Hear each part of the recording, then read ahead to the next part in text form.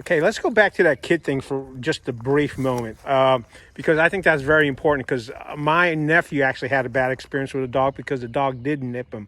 So when a dog first encounters a little human, a kid, what are your recommendations as to how I, as a dog parent, should handle that encounter? I would get your dog in a sit and allow the kid to come up slowly.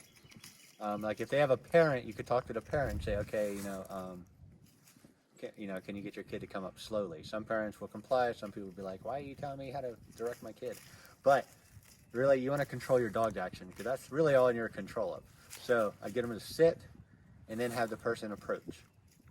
And then show them how to give them a treat. You can lead by example. Good boy. Oh, I think we got to take her. No? Almost. Yeah. He's munching away there.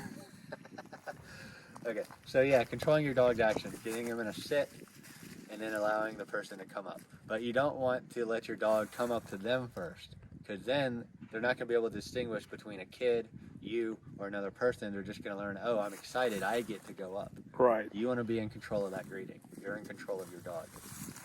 So that's the way we introduce them to the child. Now, if you want to have the child give your pet a treat, how do you handle that part? Of course, you're going to have it with the open hand, but I guess it's going to depend on the age of the child as well, whether the child understands how to do it properly. Yes. Okay. I either talk to the child's parent and I say, okay, or I just show by example. If they're like, can I give your dog a treat, Mr. Eliot? Which a lot of people say. I'm like, yeah. I'm like, let me show you how to do it. So I just lead by example and I say, okay, you take a treat, and what you want to do, you want to slant your hand so they lick you versus biting. And I show them that, and they do it. So that's going to be a better experience for both, not only your dog, but the child as well. And the child is more likely to know how to behave with other dogs when they encounter them. Yeah, and then your dog also in turn learns how to interact with kids properly. Right. Because they're watching you and they're respecting you and your wishes.